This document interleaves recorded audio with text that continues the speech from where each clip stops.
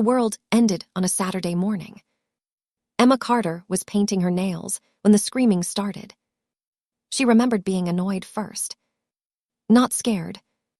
Annoyed. "Seriously," she muttered, holding up 2 bottles of polish to the light. "The apocalypse couldn't wait 10 minutes for me to finish this." Then the emergency alert hit every phone in the city. Then the power flickered. Then the screaming got louder. 3 months later, Emma died in a parking garage. She died cold, bleeding, and staring at the people she had once called family. Joe had shoved her. Not accidentally. A deliberate push straight into reaching hands. She remembered the crack in her leg, the pain, the sound of zombies flooding the lower floor. Most of all, she remembered Rebecca leaning out the SUV window while Alex drove away. Rebecca smiled. Then she lifted her middle finger. Like Emma Carter meant nothing. The zombies reached her a minute later. And Emma died thinking about her mother. About green tea. About Noah Park. Quiet Noah, the son of the family housekeeper, who remembered every tiny thing Emma ever mentioned. The specific tea she liked. The umbrella she forgot. The headaches she hid. She never got to tell him she noticed. Then darkness swallowed her whole. And Emma woke up screaming. Silk sheets. Sunlight. The smell of coffee drifting under her bedroom door. Emma sat upright so violently the room spun. Her hands flew to her legs. Working. Whole. Alive. She stumbled toward her phone. February 14. Valentine's Day. The apocalypse started in May. Emma had 14 weeks. "Holy shit," she whispered. Then she ran downstairs. Her mother stood in the kitchen, pulling croissants from the oven. Perfect makeup. Soft jasmine perfume. Alive. Emma crossed the room and hugged her so hard the tray nearly fell. "Emma." Her voice cracked. "Mom." That was all it took. Her mother froze. Then very slowly she whispered, "You remember too." Emma pulled back. Her father appeared in the doorway at the exact same moment. Already dressed. Already holding a legal pad. Already planning. And Emma realized she wasn't the only one sent back. Her entire family remembered. The relief hit so hard it almost hurt. For several seconds, nobody spoke. They just held onto each other, while the world outside stayed painfully normal. Birds. Morning light. Fresh coffee. No blood. No death. Not yet. Finally, Emma wiped her eyes. "We need walls," she said. Her father raised the legal pad. 6 pages already filled. Emma laughed. A shaky, exhausted sound. "Okay," she said. "Good, great, fantastic. We're traumatized but efficient." The Carter estate became a fortress. Construction crews arrived within days. Steel walls. Solar generators. Water filtration. Underground food storage. Hydroponic gardens. Emma remembered every mistake from the first timeline. Every shortage. Every failure. This time she planned for all of it. But before anything else, she went to Noah. The Park family lived in a small house near the edge of the estate. Emma remembered exactly how Noah died the first time. Protecting her. She wasn't allowing that again. Mrs. Park answered the door holding a dish towel. "Emma." The house smelled like sesame oil and fresh rice. Warm. Safe.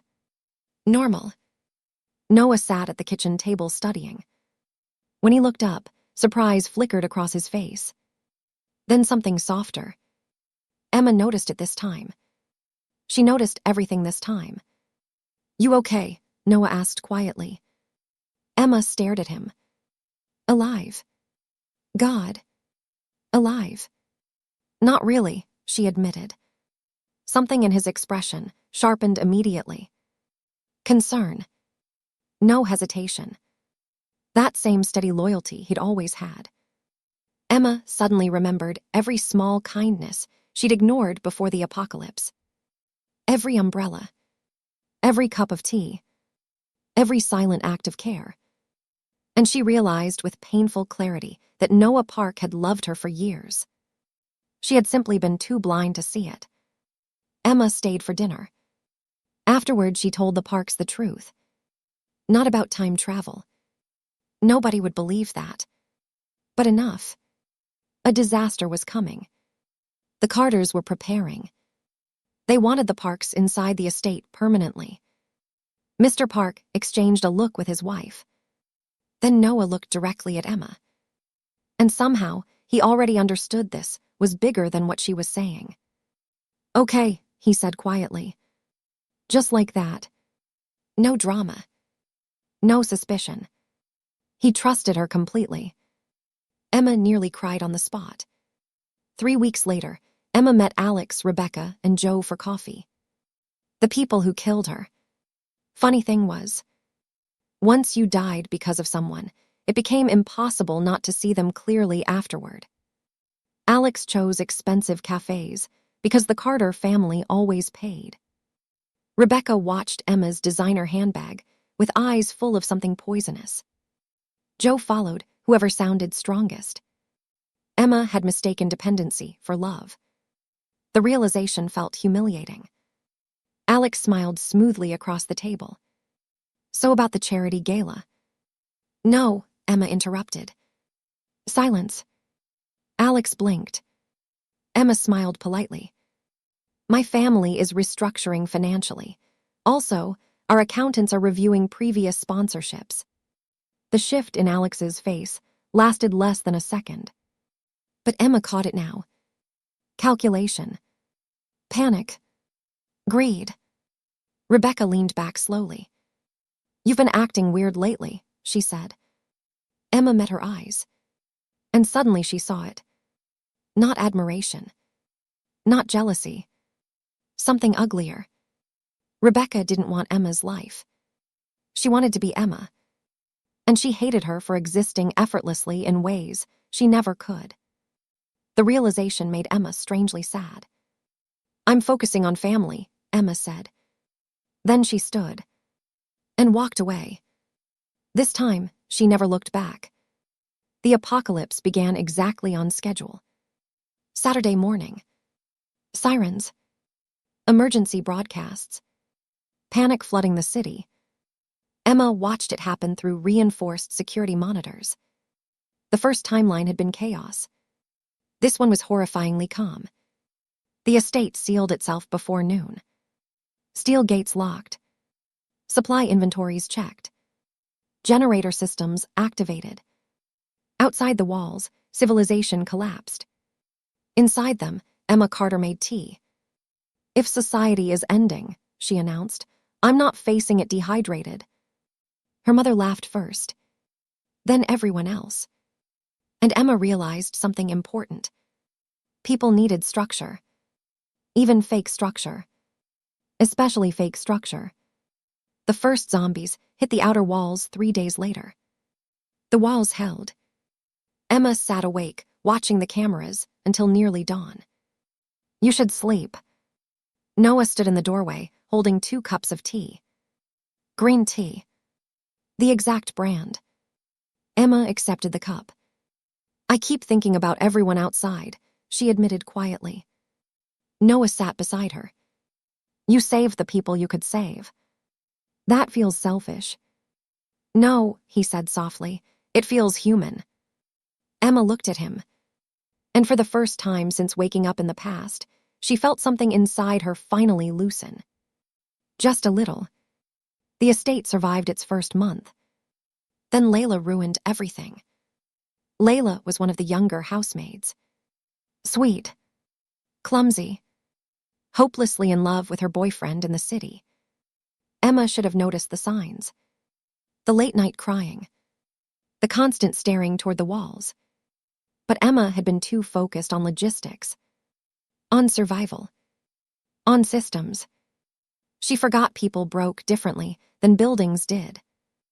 Layla opened the East Service hatch at midnight. Emma saw it on the cameras. By the time she reached the corridor, it was already too late. Zombies flooded the opening. Layla screamed once. Then silence. Emma sealed the door with shaking hands. Afterwards, she locked herself in a bathroom and slid to the floor. Because the terrible truth was this: she had done everything right. And people still died. That was leadership. Not preventing death. Living with the ones you couldn't prevent. The compound changed after Layla. Heavier. Quieter. Nobody forgot the lesson. Walls couldn't stop loneliness. 6 weeks into the apocalypse, the gate intercom crackled. Emma already knew who it was. The cameras confirmed it. Alex. Rebecca. Joe. Filthy. Terrified. Surrounded by zombies. Rebecca screamed into the camera. "Emma, please." The horde closed in. Emma's hand hovered over the gate controls. Her father looked at her carefully. "If we open the gate," he said quietly, "everyone inside could die." Emma stared at the monitor. At Rebecca. At the girl who betrayed her. At the girl who once learned baking recipes beside Emma's mother. Then Emma pressed the intercom. "No." Rebecca stared at the camera in disbelief. Then the horde reached them. Emma turned off the monitor before the screaming started. Months passed. The estate adapted. Farming. Supply was abundant. Trade routes with nearby survivor groups. Slowly, terrifyingly, life started feeling normal again. And that scared Emma more than zombies ever had. Because outside the walls, the world was still ending. Then the messages appeared. "We know you're in there, Emma." Scratched into the north wall. Deep enough to gouge concrete. Emma stared at the handwriting. Rebecca. Noah replayed security footage beside her. The zombies moved strangely now. Avoiding traps. Testing weak points. Communicating. Emma felt cold settle into her spine. This wasn't random anymore. The next message appeared 3 nights later. "You left USCHANGD." Then the system activated. The voice echoed through the monitoring room. Cold. Artificial. Clinical. Emma stared at the screen. "They're still conscious," she whispered. Noah looked grim. "That's worse. Much worse." Because zombies driven by hunger were dangerous. But zombies driven by memory. By resentment. By obsession. That was something entirely different. They attacked during a thunderstorm. Emma watched the east wall cameras while rain hammered the compound. 3 figures moved through the horde untouched. Alex. Rebecca. Joe. But not human anymore. Alex moved like a predator wearing a man's skin. Rebecca's smile stretched wrong. Joe looked half-broken beneath whatever the virus had done to him. The gate exploded inward. Emma stepped forward with a crossbow. "Well," she said shakily, "this is deeply upsetting." Noah moved beside her instantly. Always beside her. Alex smiled. "Too many teeth." "Emma," he said warmly, "we came home." Rebecca tilted her head. "You should have let us die." Rain poured. Lightning flashed. Emma tightened her grip on the weapon. "Funny," she said. "I was just thinking the same thing about you." Then the fight started. Alex hit like a truck. Rebecca moved impossibly fast. Emma nearly lost footing twice. But Noah was there every single time. Blocking. Redirecting. Protecting. Not because Emma needed saving. Because they fought better together. Then Joe stopped moving. He stared at Emma. And suddenly, beneath the infection, beneath the mutation, she saw something horrifyingly human in his eyes. Guilt. "I'm sorry," Joe whispered. The fight froze. Rain hammered the courtyard. Joe dropped to his knees. "I knew what they were going to do," he said brokenly. "I didn't stop them." Emma lowered her weapon slowly, because she understood something terrible in that moment. The virus didn't erase people. It amplified them. Alex became greed. Rebecca became envy. Joe became guilt.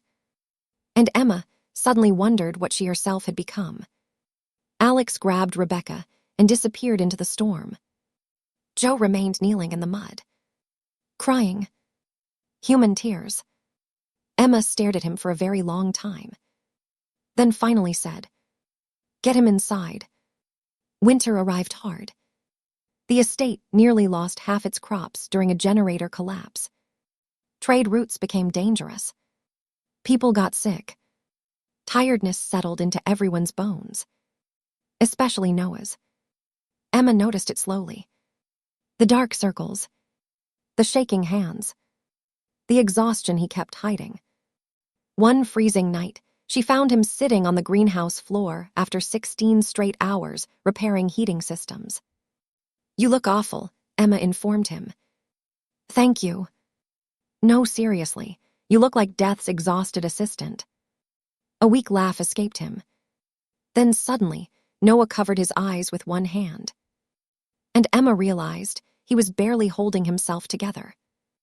"I keep thinking if I stop paying attention," he admitted quietly, "something terrible happens." Emma sat beside him on the cold concrete. "Yeah," she whispered. She understood that feeling too well. For a while neither spoke. Rain hammered the greenhouse roof. Finally, Emma leaned against his shoulder. "You're allowed to be tired," she said softly. Noah looked at her. Really looked at her. And something shifted. Slow. Quiet. Inevitable. The realization had probably been there for years. They were simply too exhausted before to name it. Noah reached for her hand carefully. Emma let him. Outside the greenhouse walls, something moved through the darkness. Watching. The next attack came in daylight. Smarter. Organized. The evolved infected used normal zombies like weapons now. Funnels. Distractions. Coordinated pressure points. Alex had become strategic. Rebecca had become vicious. And something else was out there with them now. Something worse. Emma saw it briefly through the trees. Tall. Wrong. Watching the compound like it understood architecture. Even Rebecca seemed afraid of it. That terrified Emma more than anything. The battle lasted 20 minutes. When it ended, Emma stood over Rebecca in the mud. Both breathing hard. Both exhausted. Rebecca looked less monstrous up close. Just broken. Twisted by years of bitterness that had finally consumed her whole. "You should hate me," Rebecca whispered. Emma stared at her. She thought about the parking garage. About betrayal. About dying. About second chances. And strangely, the hatred was mostly gone. All that remained was sadness. "I did," Emma admitted quietly. "And now?" Emma looked at the ruined world around them. "Now I think we're both tired." For a second, Rebecca looked painfully human again. Then she whispered, "Something's coming." Emma went still. "What?" "There's an evolved infected controlling the hordes." Rebecca swallowed hard. "Not like us. Worse. Smarter. It remembers everything." Lightning flashed overhead. "It's looking for your compound specifically," Rebecca said. Then she smiled bitterly. "Guess you're special after all, Emma Carter." Before Emma could respond, the forest exploded with movement. The massive creature stepped from the trees. Tall. Distorted. Eyes glowing faintly in the rain. And when it looked at Emma, it smiled. Not an animal's smile. Not instinct. Recognition. The system blared through Emma's earpiece instantly. The creature spoke. Its voice sounded almost human. "Emma Carter, it said softly. Then it looked past her, straight at Noah, and smiled wider. There you are. Noah froze. Emma's blood went cold. Because for the first time since the apocalypse began, Noah looked afraid. The creature took one slow step forward, and the entire horde moved with it. Like a single body. Like a single mind. Emma raised her weapon. Rain poured. Lightning split the sky. And somewhere deep inside her, she understood one horrifying truth. The apocalypse wasn't ending. It was evolving. And this time, it knew their names. To be continued. Thanks for watching until the very end. If this story pulled you in, don't forget to like the video, share it with your friends, and tell me your thoughts in the comments. I read every single one. And if you want more dark stories, cursed worlds, impossible choices, and sleepless nights, subscribe to the channel. Until next time. See you in the next nightmare.